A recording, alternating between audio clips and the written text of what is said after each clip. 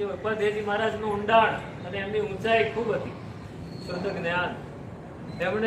એમને કલિકાળના એમને એક બિરુદ મળેલું, લઘુ હરિભદ્ર.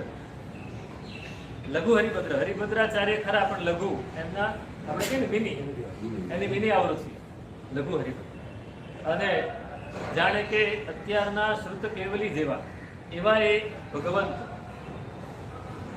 એક કિંવદંતી એવી સંભળાય છે કે એકવાર હવે એટલું બધું જ્ઞાન હોય, એટલું બધું શ્રુત જ્ઞાન હોય, એટલા બધા ગ્રંથો રચ્યા હોય, કાંઈક તો કોલર ઊંચા થાય. આપણને થોડું આવડતું હોય તો કોલર ઊંચા હોય અમારા જેવા. તો એમનું તો કેવું હોય, આમ અભિમાન હતું.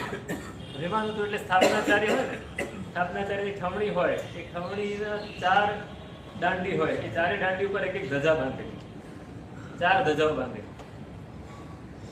એટલે એકવાર અમે તો આમ ધજા બાંધીને રાખેલી, અને બધા આવે એટલે પૂછે આ શું, તો કે 4 દિશામાં મારા જેવો જ્ઞાની કોઈ નથી.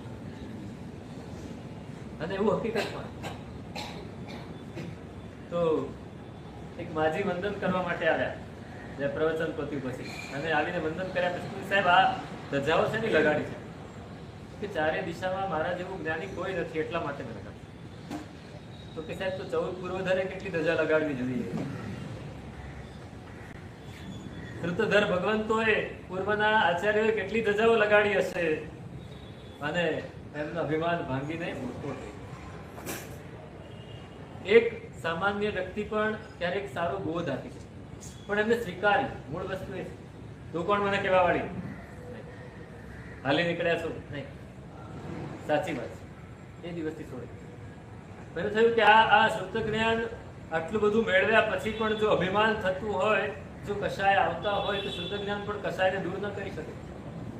સંત પોતે જ લખ્યું, સંશય નવી ભાન જે શુદ્ધ જ્ઞાને અનુભવ નિશ્ચય જેઠો રે, વાદ વિવાદ અનિશ્ચિત કરતા અનુભવ વીણ જાય જેઠો રે.